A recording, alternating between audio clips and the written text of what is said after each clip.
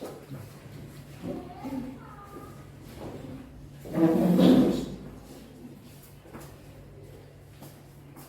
ya Bu. Assalamualaikum warahmatullahi wabarakatuh.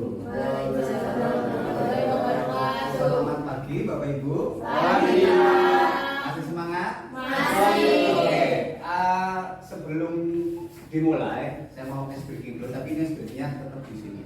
Di sini ya. Saya pengen tahu Bapak Ibu ini masih konsentrasi atau tidak. Setelah tadi pemaparan materi dari Bu Agnes, ya sudah lumayan menguras energi ya. Ditambah tadi kita joget-joget ya kan. Ada speakingnya luar biasa, menarik sekali Bu Agnes ya. Ini memang spesialis ice breaking oleh Bu Agnes. Ya. Oke, ice breakingnya begini. Nanti ketika saya bilang selamat pagi, tepuk satu kali. Oke, kemudian kalau selamat siang 2 kali, kalau selamat sore 3 kali, kalau selamat malam tepuknya nggak jadi. Karena malam hari itu tidak boleh berisik, tidak boleh bunyi gitu ya. Nah nanti yang salah, ya yang nggak konsen, itu ada konsekuensinya. Kita suruh maju. Setuju Bapak Ibu? Setuju. Siapkan lagu favoritnya. Boleh lagu Jawa, boleh lagu Sunda, boleh bahasa Inggris, ya kan? Atau ya pokoknya yang suka. Boleh koploan juga boleh. Oke. Yang mau saya sampaikan ini adalah aksi nyata modul 1.4 sama seperti Bu Agnes, hanya perbedaannya adalah kalau Bu Agnes tadi soal penerapan budaya positif dengan 5 posisi kontrol. Kalau saya membuat keyakinan kelas dan penerapan segitiga restitusi. Ini tadi juga sudah sedikit dijelaskan oleh Bu Agnes soal keyakinan kelas dan segitiga. Saya lebih ke prakteknya nanti. Jadi kita nanti praktek ya supaya nggak bosen. Kita praktekkan langsung. Tapi saya yakin Bapak Ibu guru ini sudah hebat-hebat lah ya, apalagi Bu Agnes ini. Beliau ini senior saya. Beri tepuk tangan Bu Agnes. Oke, kita mulai. Selamat siang. Kalau nggak tepuk, awas Bu, kita suruh maju ke depan. Harus tepuk ya. Oke, konsekuen. Selamat pagi, siang, pagi, malam, pagi. Oke, beri tepuk tangan kita. Berarti masih bagus. Oke, mudah-mudahan terjaga ya. Lagi kurang ya. Bu Agnes ini kurang ternyata. Oke, nanti di pertengahan insya Allah saya kasih ice break lagi.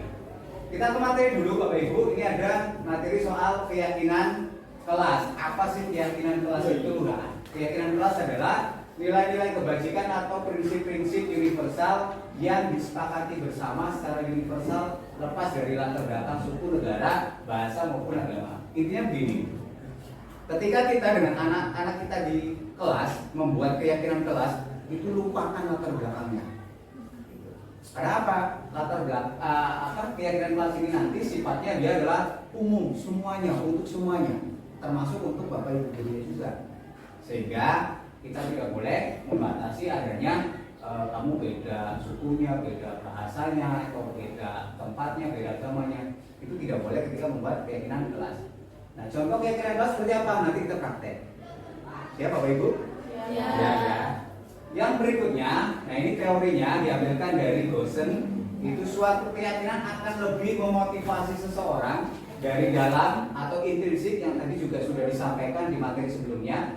Seseorang akan lebih bersemangat untuk menjalankan keyakinan daripada hanya sekedar mengikuti serangkaian peraturan. Maka nanti Bapak Ibu itu akan saya bahas bedanya peraturan kelas dengan keyakinan kelas. Gitu. Karena selama ini biasanya anak-anak itu hanya silakan Bapak. Ya. Silakan Ibu. Biasanya anak-anak di kelas itu melakukan sesuatu karena adanya peraturan. Nah, kalau sudah bilang peraturan, maka biasanya peraturan kaitannya ada hukuman, ya kan? Tapi kalau keyakinan kelas ini tidak ada hukuman, Bapak Ibu. Keyakinan kelas itu tidak ada hukuman.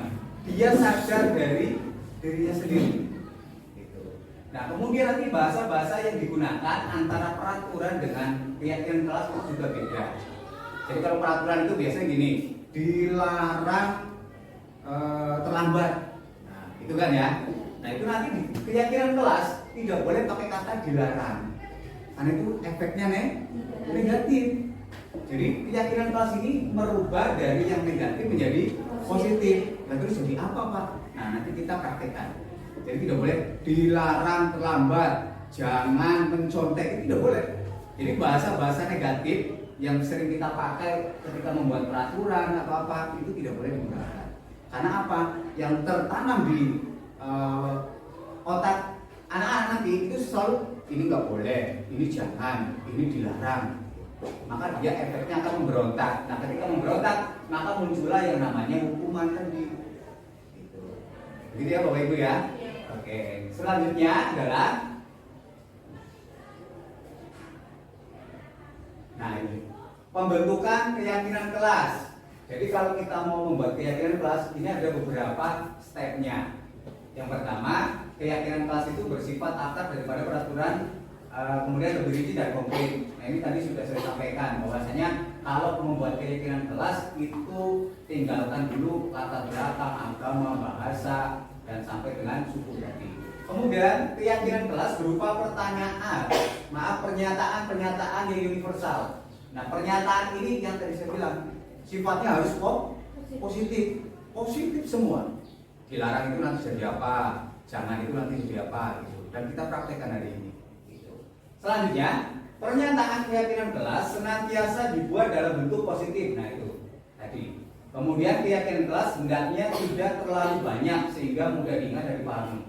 Bedanya dengan peraturan, kalau peraturan itu bisa 1 sampai 20. Gitu kan. Bahkan peraturan sekolah itu banyak sekali. Maka anak itu ya nggak akan ingat. Gitu. Meskipun sudah banyak peraturan, kemudian sudah ditandatangani, pakai materai juga, ternyata ya karena nggak ingat, maka terus dilanggar. Nah, kalau keyakinan itu simple sedikit dan dia akan mudah diingat. Gitu. Contohnya seperti apa? Nanti kita buat. Yang selanjutnya adalah semua warga kelas sebaiknya ikut berkontribusi dalam membuat kegiatan kelas lewat curhat pendapat. Nah, warga kelas itu siapa? Ya guru dengan muridnya. Itu kalau membuat keyakinan kelas semua harus memberikan pendapatnya. Tidak boleh dari gurunya.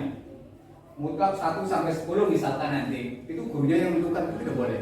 Justru nanti silakan Andi misalkan. Apa menurutmu? Oh, nggak boleh tidur di kelas, Pak. Oke, kita tuliskan nggak boleh tidur di kelas. Terus nanti siapa? Wati apa? Budi apa? Semuanya ditampung. Nah, kalau sudah ditampung, nanti baru yang terakhir ini ditinjau. Jadi tidak semua juga karena satu kelas isinya 30 orang, maka nanti keyakinan kelasnya jadi 30. Ya banyak juga. Gitu. Jadi 30 itu nanti ditinjau. Ah, ini mirip-mirip nih sama nih. Ayo kita sepakati gitu kan. Oke, berikutnya. Nah, praktek membuat keyakinan kelas. Siap praktek Bapak Ibu ya? Siap. Oke, misalkan Bapak Ibu ini murid saya. Ya kan ada 10 orang, saya gurunya. Nah, saya pengen mencoba ke Bapak Ibu posisikan diri sebagai murid. Kita mau buat keyakinan kelas. Kira-kira nanti yang ada di pikiran Bapak Ibu sama nggak dengan yang ada di pikiran siswa kita ketika kita mengajar di kelas? Mulai dari Pak Andi lah ya. Oke, silakan Pak. Keyakinan kelas. Ya. Kira-kira apa hal yang tidak boleh kita lakukan di kelas? Apa? Selalu kita boleh yang bikin sebagai pengajar ya Pak. Jadi posisikan Bapak sebagai murid dulu. Biasanya guru menjelaskan tidur.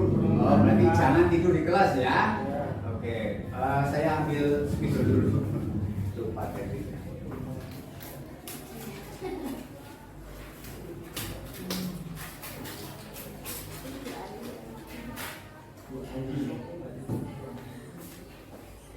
Karena kalau kita praktek tidak dituliskan, tidak dipraktekkan nanti lupa. Berarti apa tadi? Jangan tidur di kelas. Oke. Jangan tidur di kelas. Bisa kebaca ya? Tulisan saya ini adalah dulu cita-citanya jadi dokter tapi tidak kesampaian. Jadi yang pertama sudah disepakati dari Pak Andi tadi. Yang kedua kira-kira sebelahnya apa Bu? Menurut sampean? Apa? Apa? Kalau di kelas Masuk itu kelas. Masuk kelas dengan tepat waktu. masuk kelas dengan tepat waktu. Jangan terlambat. Oh, jangan. Oke. Maksudnya itulah ya. Iya, Pak. Jangan terlambat. Oke. Terus sebelahnya? Jangan makan di kelas. Oh iya betul. Jangan makan di kelas. Makannya di rumah makan ya. Iya, Bu. Ganti, Pak. Oke. Terus apa lagi sebelahnya?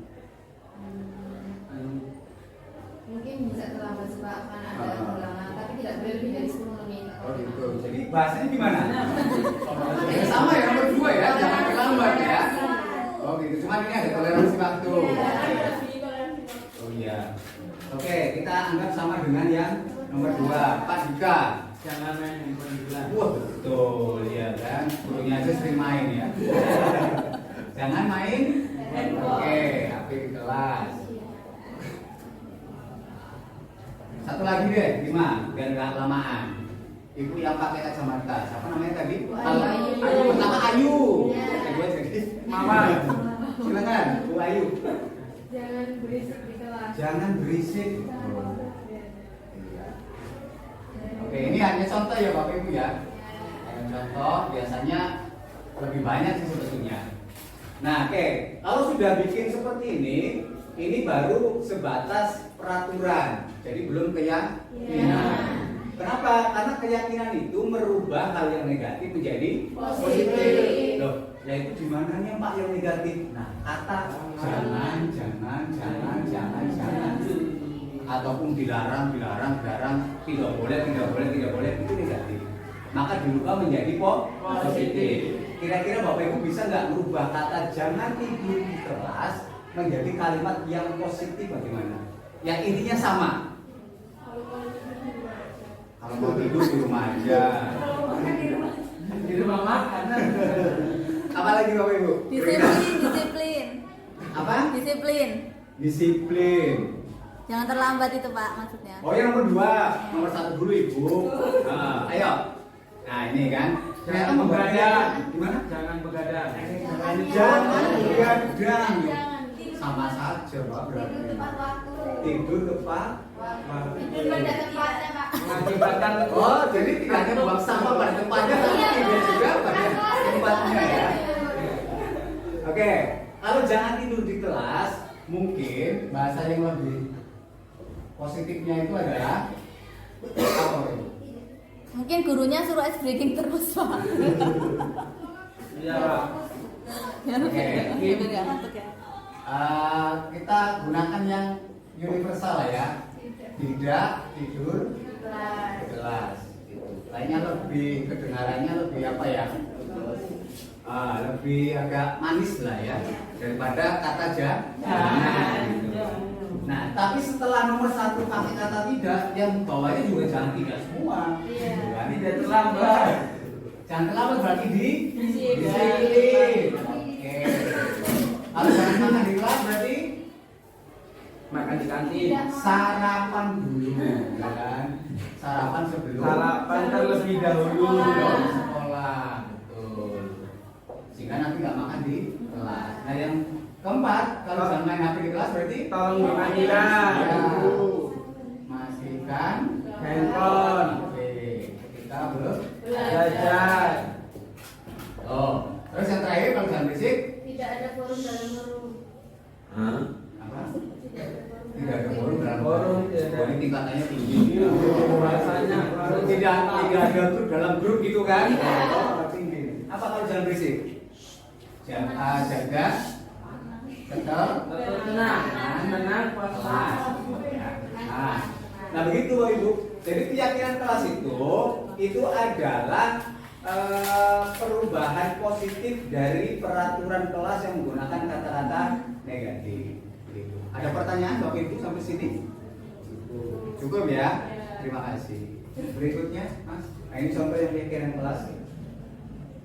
Nah sekarang kita ke materi segitiga restitusi. Saya yakin Bapak Ibu pernah melakukan ini, cuman tidak tahu kalau namanya itu adalah segitiga restitusi. Nah, saya juga baru tahu ketika mengikuti pendidikan guru penggerak. Oh ternyata, saya pernah loh kayak gitu. Tapi bagi saya itu tidak ngerti kalau itu adalah contoh dari segitiga restitusi. Oke, yang pertama, apa sih segitiga restitusi itu? Jadi segitiga restitusi itu adalah proses menciptakan kondisi bagi murid untuk memperbaiki kesalahan mereka sehingga mereka bisa kembali pada kelompok mereka dengan karakter yang lebih kuat. Contohnya begini. Tadi kayaknya sudah disampaikan juga di awal. Ketika ada anak terlambat misal, itu kita tidak boleh langsung memarahi, menghukum, ya kan? Kan biasanya kita begitu. Apa kamu terlambat? Push up. Misalkan begitu. Nah ternyata ketika kita melakukan segitiga restitusi itu kita lebih kepada menanyakan dulu, gitu. Kenapa terlambatnya? Ada masalah apa? Kemudian nanti dicarikan solusi. Bapak Ibu boleh sambil makan. Saya lupa tadi ya. Supaya energinya tetap terjaga. Baik. Kemudian melalui restitusi, maka guru dapat satu, membantu murid menjadi lebih memiliki tujuan disiplin positif serta memulihkan dirinya setelah berbuat salah. Jadi kalau kita tidak menghukum murid, maka murid itu bisa lebih positif dengan sendirinya. Bisa sadar diri, sadar posisi kayak lagu ya. Kayak lagu ya. Ya karena kebanyakan kita itu hanya sadar posisi tapi tidak sadar diri. Oke. Ada yang bisa menyanyikan lagu itu? Akhirnya kita kondisinya sudah batikan semua, jadi pas banget nuansanya undangan ya. Dengan bunda sudah ada makanan minuman. Tinggal orangnya aja yang belum main. Yang kedua, apa yang didapat guru ketika melakukan restitusi? Yang kedua adalah membantu murid untuk jujur pada diri sendiri dan mengevaluasi dampak dari kesalahan yang dilakukan. Jadi segitiga restitusi itu kalau dilakukan terus-menerus dan kemungkinan berdampak besar pada seluruh sekolah itu nanti, maka murid itu tadi jujur dengan dirinya sendiri.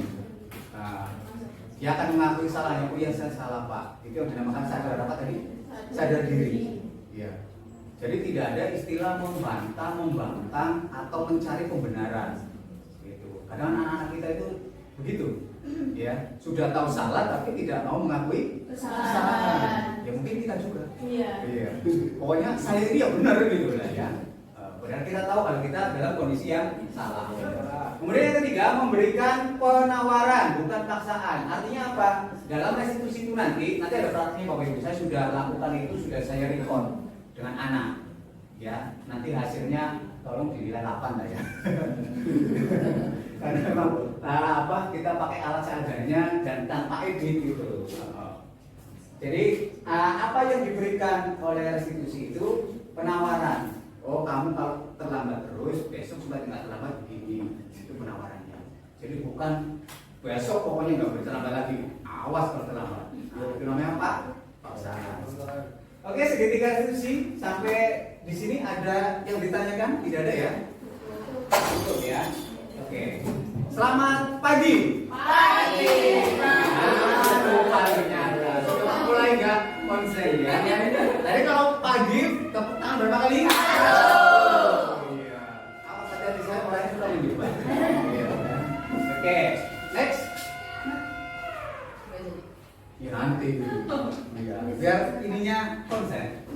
Nah, ini gambar segitiga restitusi.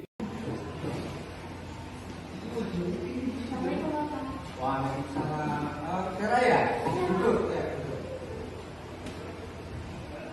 Sarah, apakah kamu tahu mengapa saya memanggil kamu? Tahu Pak, karena kemarin waktu ulang tahun, Coba kamu ceritakan kronologi kejadiannya. ini Pak, waktu ulang tahun itu, saya mencoba dan membuka buku dan mencoba di buku. Oh begitu. Saya yakin tidak ada siswa yang sempurna. Kamu sudah baik mau mengakui kesalahan yang sudah kamu lakukan. Kenapa waktu itu saya ditahan? Baik, kenapa kamu sampai mencoba saya? Karena soalnya sangat sulit Pak.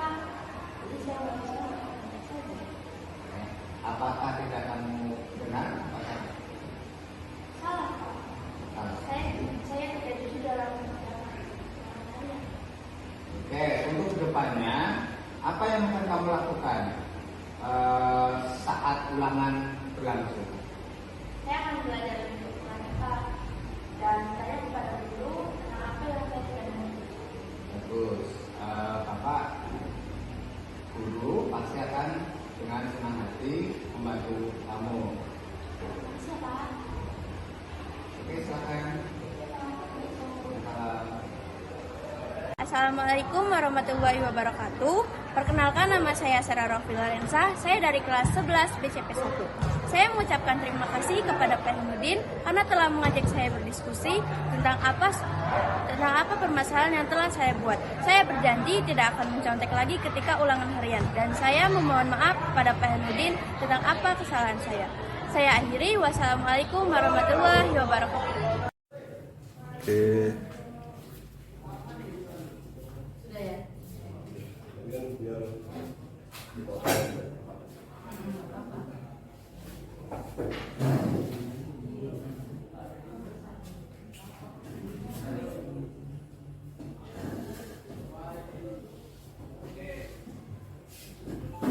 Oke, Bapak Ibu, Assalamualaikum warahmatullahi wabarakatuh. Perkenalkan, di sini saya Ibu Ratna Desiani dan Pak Hemudin akan mempresentasikan atau desiminasi materi calon guru penggerak, yaitu tentang aksi nyata modul 1.4, yaitu menyebarkan pemahaman dan pengalaman penerapan budaya positif. Oke, next. Ya, sebelumnya kita icebreaking dulu ya Bapak Ibu ya. Silahkan dimohon berdiri Bapak Ibu, agak mengambil tempat yang agak luas. Mas, bapaknya jangan di situ, nanti rata-rata. Geser aja, mbaknya boleh maju. Oke, kita mulai icebreaking untuk pagi hari ini. Ayo Bapak Ibu.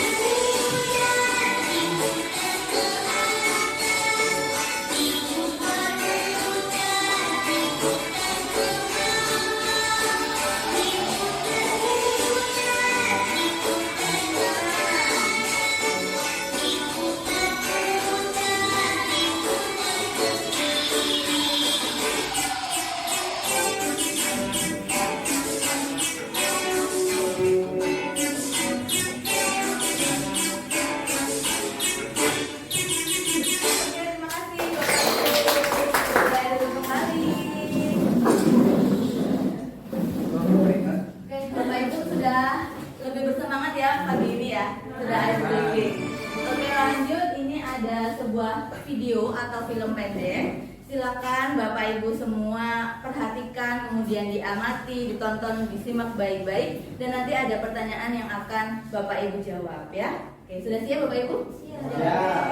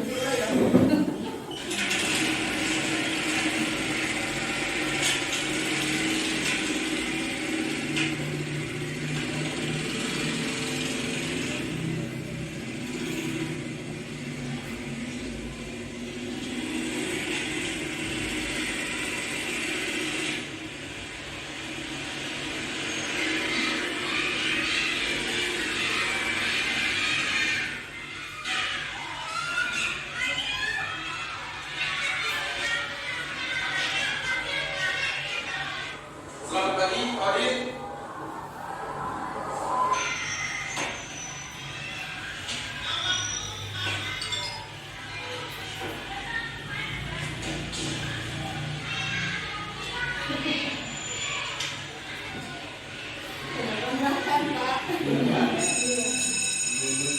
Enggak sama loh yang kisahku.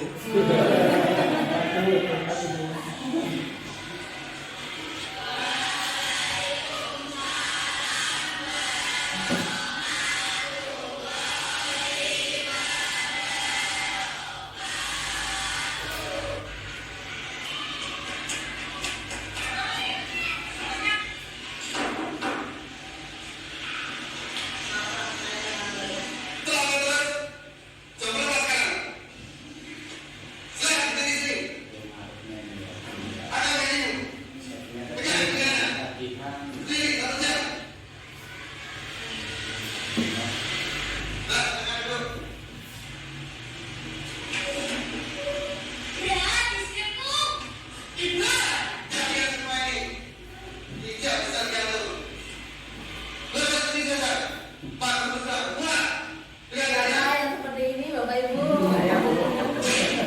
Urusan rumah dibawa ke sekolah ya. Ya.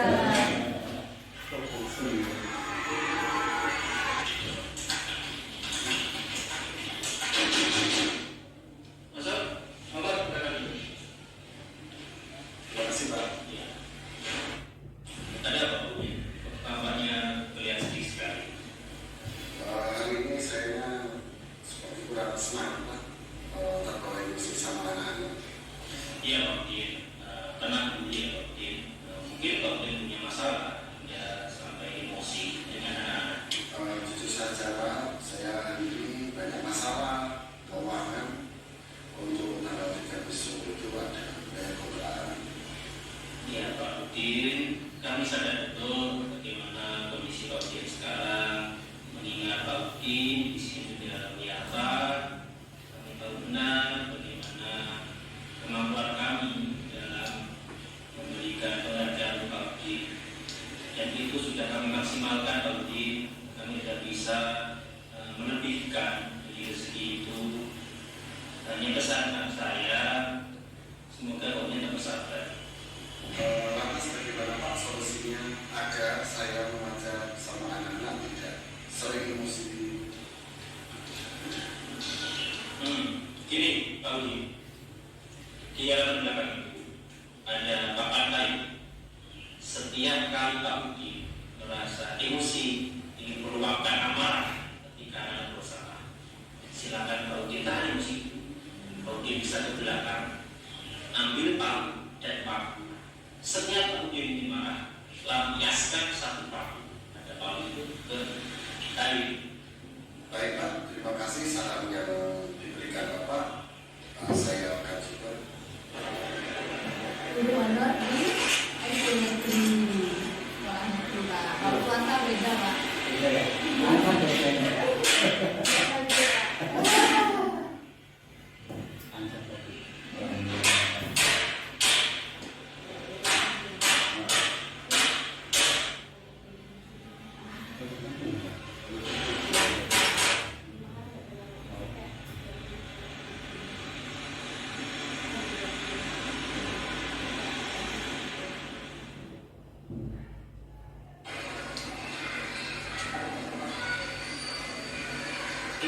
Pak, saya terlambat. Ya Bra, Bapak tahu kamu terlambat. Setiap orang pasti pernah berbuat salah. Dulu Pak Udin ketika sekolah juga pernah terlambat.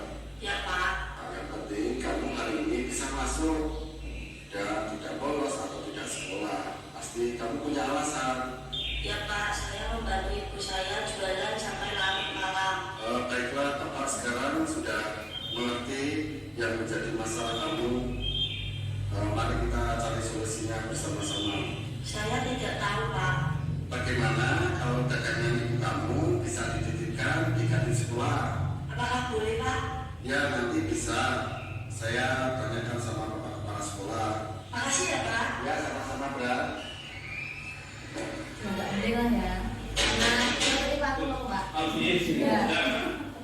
Hari ini Pak, saya bahagia sekali bisa menahan amarah saya, emosi saya. Hari ini tidak ada satupun Pak yang bertanya. Wah, luar biasa Pak Udin. Pak Udin benar-benar melakukan apa yang saya sarankan. Tapi begini Pak Udin, selanjutnya setiap kali Pak Udin merasa buat baik dengan anak-anak, tidak emosi lagi, silakan ambil satu persatu paku yang sudah Pak Udin tancapkan.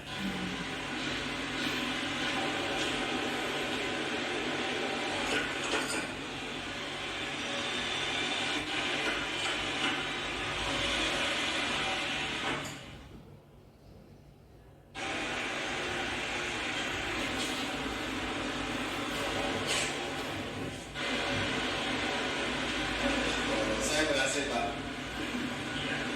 Pak Udin memang berhasil. Pak Udin berhasil mencabut seluruh paku-paku yang ada di kayu. Coba perhatikan kayu ini. Apakah sama seperti sebelum Pak Udin memang banyak sekali luka-luka yang tersisa pada paku. Itulah yang dirasakan anak-anak. Mungkin kalimat kata-kata yang sudah kita keluarkan telah membekas pada hati mereka. Dan sampai kapanpun itu akan selalu diingatkan. Bapak Ibu, ada bekasnya ternyata ya. Sabar sesaat ketika sedang marah akan menyelamatkan ngomong salah. Ya, nah itu tadi Bapak Ibu video singkat. Next, Pak. Kok saya sekian? Kita juga lihat siapa nih Bapak Ibu yang pernah mengalami seperti Bapak yang di video tadi.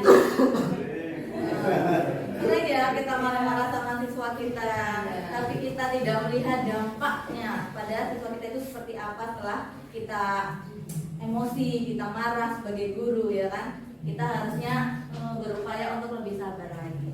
Nah ini ada pertanyaan-pertanyaan terkait di video tadi Bapak Ibu. Yang pertama yaitu apa yang Bapak Ibu lihat di video tersebut. Kemudian pertanyaan selanjutnya, video ini berisi tentang apa sih tadi yang sudah kita lihat bersama. Kemudian yang terakhir, apa kesimpulan dari cerita di dalam video tersebut. Enggak Bapak Ibu boleh didiskusikan dulu ya. Saya beri waktu berapa menit ini. Ya pokoknya nanti kalau sudah bisa ya 5 menit cukup ya Bapak Ibu ya. Oke, silakan didiskusikan, nanti silakan dijawab langsung aja angkat tangan kalau yang sudah bisa menjawab. Terserah mau jawab nomor berapa.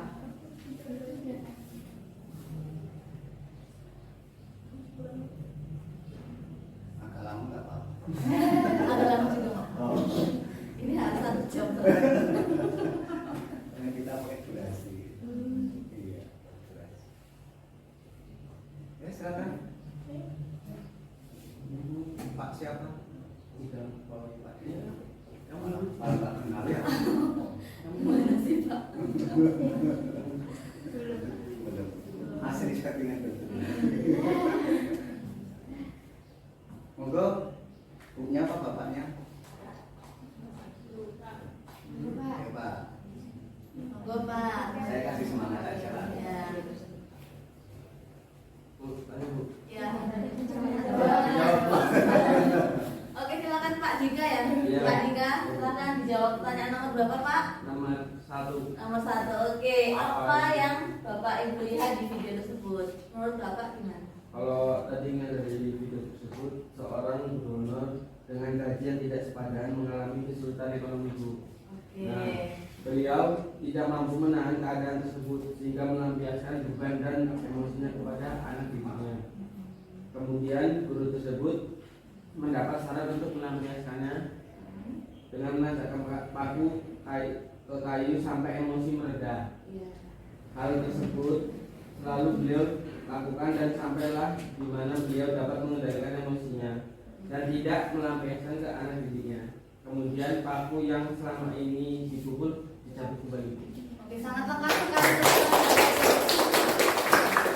Oke, jadi apa yang Bapak lihat di video tersebut adalah seorang Bapak guru ya, guru honor di sekolah negeri yang pendapatannya itu nggak seberapa gitu kan. Kemudian ada masalah ekonomi di keluarganya, bayar tagihan kontrakan, bayar cicilan motor dan lain sebagainya.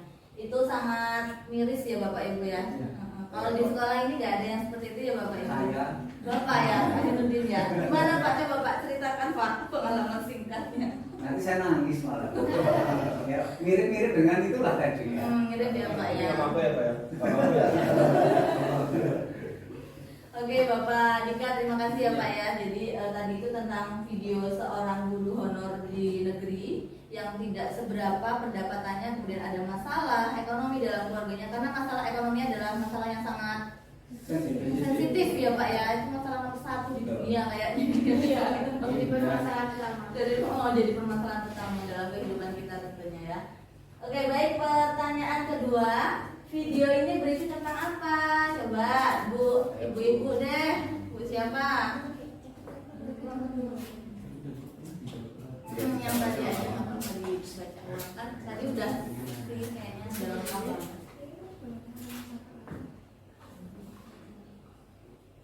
Video ini berisi tentang apa?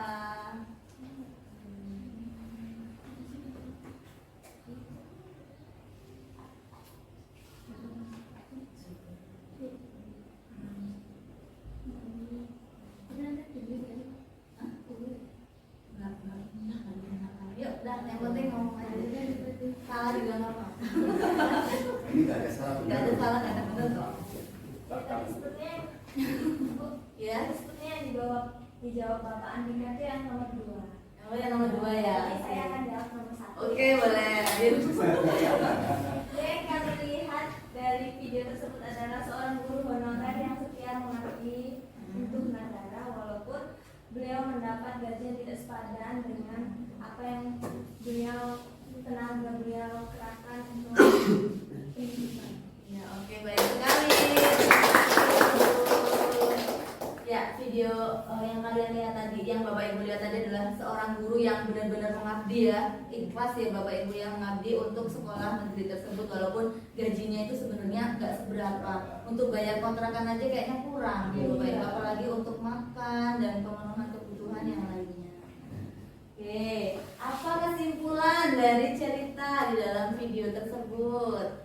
Oke, Bu. Kesimpulannya setiap duka yang terjadi akan kita membekas walaupun kata maaf dan perubahan itu dilakukan tidak akan menutup luka tersebut. Contohnya seperti paku yang ditancapkan ke kayu walaupun dicabut akan tetap meninggalkan luka. Oke, ya, jadi kesimpulan dari cerita tersebut di dalam video itu adalah sebenarnya selalu ada luka ya dalam setiap perkataan apapun ya, khususnya perkataan yang nyakitin gitu ya, bekas banget walaupun cuma sedikit Pak, menurut pakunya apa, mukul pakunya sedikit pasti ada bekasnya ya kan, nggak ketang sedikit banget itu sebenarnya ada luka. Tinggalkan mantan.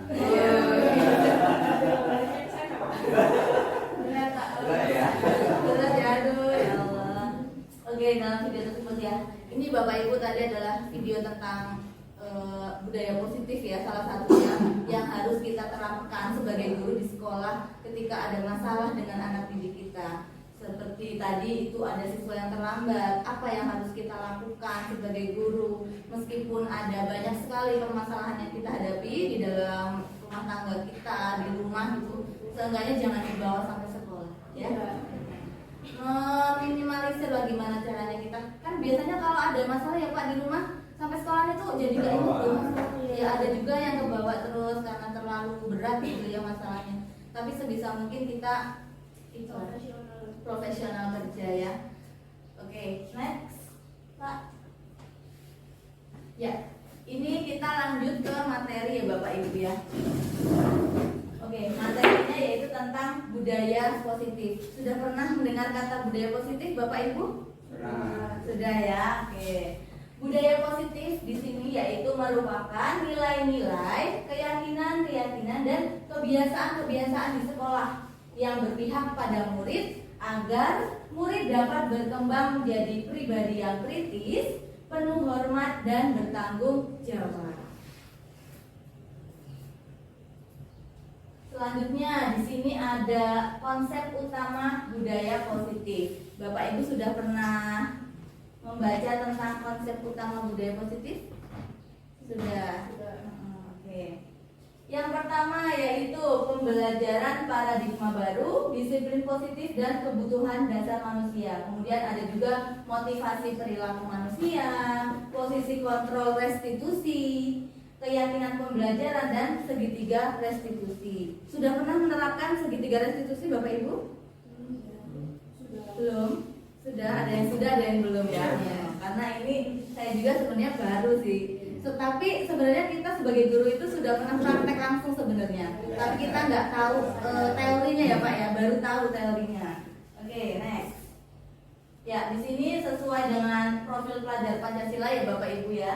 Pembelajaran dengan paradigma baru itu sesuai dengan profil pelajar Pancasila, yaitu pembelajaran paradigma baru dirancang berdasarkan prinsip pembelajaran yang berdiferensiasi sehingga setiap peserta didik belajar sesuai dengan kebutuhan dari tahap perkembangannya untuk mewujudkan profil pelajar Pancasila. Sudah pernah menerapkan pembelajaran berdiferensiasi Bapak Ibu? Sudah, ada yang sudah, ada yang belum ya. Semoga nanti kita semua ini melakukan pembelajaran berdiferensiasi. Karena apa Bapak Ibu? Siswa kita itu unik, semuanya berbeda ya. Perbedaan setiap siswa itu banyak sekali perbedaan unik. Misalnya si A nggak mahir di matematika tapi dia mahirnya di bahasa Inggris mungkin. Makanya kita sebagai guru itu jangan melihat kelemahan siswa aja, pasti ada kelebihannya ya. Oke, next. Ya, di sini disiplin positif itu yang pertama ada cara penerapan disiplin positif yang mengajarkan anak untuk bertanggung jawab dan menumbuhkan kesadaran diri berdasarkan nilai-nilai kebajikan. Lebih ke arah disiplin diri yang dapat mengontrol diri dalam melakukan segala tindakan. Kemudian dapat membuat murid memahami dan menyadari berdasarkan motivasi internal, bukan akibat paksaan, pujian, atau hukuman. Karena sebenarnya kita memberikan pujian kepada anak didik kita pun sebenarnya itu bukan hal yang bagus ya Bapak Ibu ya. Karena pasti nanti ada yang siswa yang lain, sebenarnya itu karena hadiah aja sih dia jawab gitu kan. Sebenarnya enggak kan nih. Kemudian hukuman juga atau paksaan. Kita sama aja menghukum siswa, memaksa siswa. Kita nggak boleh Bapak Ibu ya seperti itu, karena mereka itu tertekan sebenarnya. Kalau nggak bisa jawab ya udah, siapa yang bisa jawab dilimpahkan ke yang lain. Oke, next Pak. Nah, di sini ada kebutuhan dasar manusia. Coba dibaca Bapak Ibu. Nomor 1 apa? Bertahan hidup. Yang kedua? Kasih sayang. Ya, kasih sayang dan rasa diterima. Yang ketiga? Penguasaan. Yang keempat? Kesenangan. Dan yang kelima? Kebebasan. Nah, ini adalah 5 kebutuhan dasar manusia. Mungkin siswa kita ribut di kelas itu karena mereka itu kebutuhan dasarnya itu ada yang belum terpenuhi Bapak Ibu. Contohnya misal mereka itu butuh kebebasan sebenarnya ya, butuh kebebasan. Maka dari itu kita sebagai guru nggak boleh kita langsung menilai siswa itu ribut langsung dimarah. Kita tanya dulu, kenapa kamu seperti ini. Kemudian nanti kan siswa pasti menjawab ya dengan jujur ya. Mudah-mudahan siswa kita pasti jujur lah Bapak Ibu ya, siswa kita ya, kenapa kok ini, apa dengan pelajaran kita atau gimana, nanti kita cari solusi bersama. Next. Nah, sini ada contoh Bapak Ibu. Kebutuhan dasar manusia yang pertama bertahan hidup. Contohnya apa Bapak Ibu? Makan, minum, kesehatan, rumah, dan rasa amanah. Contohnya ada yang tidur nih di kelas. Kenapa? Mungkin dia kebutuhan dasar bertahan hidupnya yang harus dipenuhi belum terpenuhi. Misalnya belum sarapan atau sedang sakit. Nah, kita harus tahu juga Bapak Ibu ya. Jangan langsung asal kita memarahi siswa tersebut. Kemudian yang kedua ada kasih sayang dan rasa diterima. Contohnya apa Bapak Ibu? Menyayangi dan disayangi, memberi dan menerima perhatian, perasaan diterima dalam Kelompoknya ya. Kasih sayang dan rasa diterima. Yang pertama menyayangi dan disayangi, memberi dan menerima perhatian, kemudian perasaan diterima dalam kelompoknya. Mungkin juga nih ya Bapak Ibu, siswa kita itu di rumah mereka itu orang tuanya broken ya, broken kan. Biasanya anak broken itu kurang kasih sayang ya Bapak Ibu ya. Nah, maka dari itu kita juga harus cari tahu kenapa sih anak ini kok jarang berangkat misalnya. Ada masalah apa sih sebenarnya di rumah? Mungkin dia itu broken. Nah, kita carilah solusi bersama ya. Oke. Kemudian yang ketiga penguasaan, yaitu contohnya diakui prestasi dan diakui prestasi dan kemampuannya, didengarkan dan merasa berharga, dihormati, percaya dan memberi pengaruh. Nah, ini penguasaan, diakui prestasi dan kemampuannya. Lanjut kesenangan. Ada mandiri, kesenangan, bermain, iseng, suka bercanda, melucu, menikmati apa yang dilakukan. Kayak misal kita ngajar, walaupun kita ngajar anak SMK Bapak Ibu, tapi tetap mereka itu sebenarnya senang bermain, ya kan? Ada yang senang iseng, ada yang senang melucu, misalnya kayak ngeledekin teman. Tapi kalau dalam kita biasanya pembulian ya, takutnya itu pembulian. Walaupun iseng bu, cuma bercanda, padahal takutnya juga kita yang diisengin itu bapernya berlebihan, nggak terima ya. Dari itu kita harus saling memberi nasihat kepada siswa kita dan lain sebagainya. Meskipun kita juga harus memenuhi kebutuhan dasar murid kita, yang misalnya butuh kesenangan dan lain sebagainya. Tapi yang nggak harus juga kita senang-senang terus ya Bapak Ibu pas ngajar ya Bapak Ibu. Lama-lama taman bermain. Oke, yang kelima yaitu kebebasan. Ada apa saja Bapak Ibu? Mandiri, dan suka mencoba. Mandiri, memiliki pilihan, tidak dikekang dan suka mencoba-coba. Ternyata siswa kita itu juga suka dengan kebebasan ya Bapak Ibu. Guru juga suka bebas kan? Bebas apa Bapak Ibu? Bebas apa? Bebas mengajar dengan metode apapun yang kita mumpuni ya Bapak Ibu ya. Tapi nggak cuma satu metode Bapak Ibu yang harus kita lakukan kepada yang harus kita lakukan kepada siswa kita, tapi juga bermacam-macam ya. Ada banyak lah ya Bapak Ibu model pembelajaran yang sudah kita pelajari ketika kuliah. Nah, di sini ada motivasi perilaku manusia. Motivasi merupakan dorongan yang timbul pada diri seseorang secara sadar dan atau tidak sadar untuk melakukan suatu tindakan dengan tujuan tertentu. Yang pertama, coba Bapak Dika dibaca Pak. Yang pertama apa Pak? Yang ada unsur intrinsik. Unsur intrinsik menghargai nilai kebajikan diri sendiri. Peserta didik melakukan disiplin diri karena sadar akan nilai kebajikan pada dirinya sendiri. Oke, thank you. Menghargai nilai kebajikan diri sendiri. Jadi motivasi perilaku manusia itu dibagi menjadi dua Bapak Ibu ya. Ada unsur intrinsik dan unsur ekstrinsik. Tadi unsur intrinsik sudah dibaca oleh Bapak Dika. Itu berkenaan dengan apa? Berarti melakukan disiplin diri karena apa?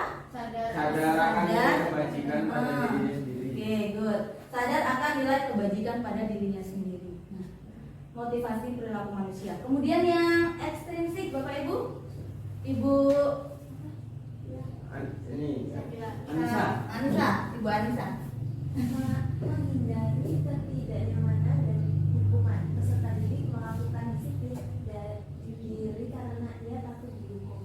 Oke, karena takut dihukum. Kemudian unsur ekstrinsik yang lain. Coba Coba Ibu Ayu lah. Bu Ayu kan?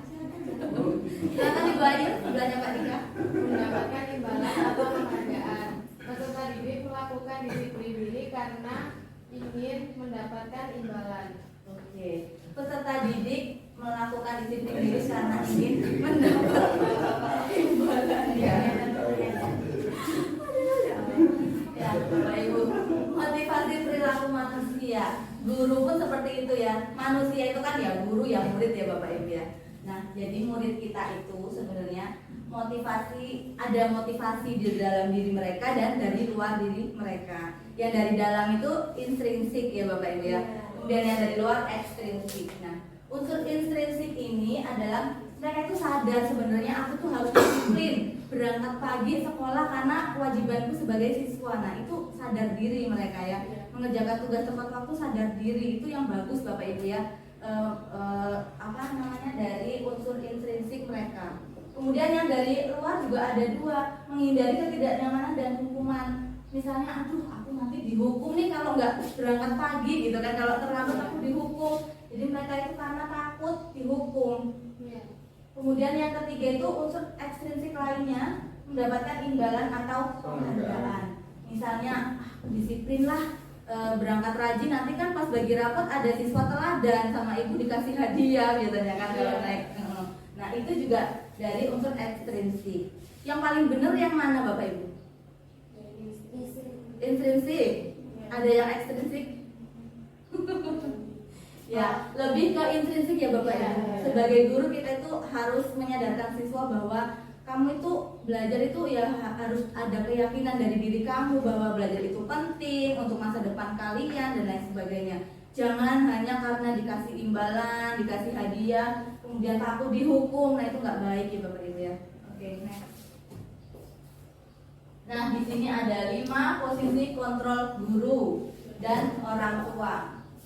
Yang pertama yaitu sebagai apa Bapak Ibu? Yang paling bawah? Penghukum. Sebelahnya lagi? Membuat rasa bersalah. Kemudian? Teman dan pemantau. Yang terakhir? Manajer. Coba sebelum lanjut ke slide selanjutnya, menurut Bapak Ibu, kita sebagai guru ataupun orang tua itu yang paling bagus itu yang mana Bapak Ibu? Teman dan pemantau. Teman dan pemantau. Yang lain? Manajer. Oke, good. Yang lain? Pemantau.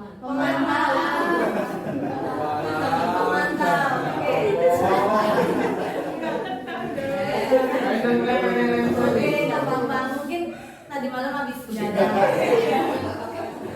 Ibu kacamatanya kemana ya Bu? Mungkin biasanya begadang pakai kacamata. Hari ini kacamatanya ketinggalan. Nggak apa-apa Bapak Ibu, no problem. Kaca pembesar, mikroskop. Ribet ya Bapak Ibu ya. Oke, jadi ada yang tadi Bapak Ibu bilang yang paling baik itu sebagai pemantau, sebagai manajer, sebagai teman. Ada yang sebagai penghukum nggak? Tidak. Benar nih, nggak ada yang Jangan Bu. Jangan ya. Oke, next. Nah, di sini contoh penerapan 5 posisi kontrol guru. Sebagai penghukum pertama ya Bapak Ibu ya. Misalnya nih ada siswa yang main HP terus. Oke, langsung aja nih kalau Bapak Ibu sebagai penghukum, karena kamu main HP saja silakan berdiri di depan kelas. Nah, langsung nggak nanya nih kenapa kok kamu main HP apa lain sebagainya ya. Kemudian lagi nih kalau siswa lagi tidur misalnya di pojokan, bisa-bisanya kamu tidur ketika ibu menjelaskan, silakan keluar kelas. Nah, itu juga kadang masih ada sebenarnya ya kan di sekitar kita gitu kan. Nah, ini adalah contoh penerapan sebagai guru, sebagai penghukum. Tentunya kita tidak boleh seperti ini ya Bapak Ibu. Kita harus tanya dulu kenapa sih alasan mereka itu tidur ataupun dan lain sebagainya ya. Misal ada masalah dengan siswa kita di kelas. Kemudian selanjutnya pembuat rasa bersalah. Coba dibaca Bu Yeni, sebelahnya Pak Dika. Membuat rasa bersalah. Berapa kali ibu harus mengingatkan kamu, ibu kecewa dengan kamu. Oke, next. Mau jadi apa kamu di masa depan nanti? Ketika belajar kamu malah tidur. Oh, guru bahasa Indonesia, bagus ya. Benar-benar menjiwai banget ya cara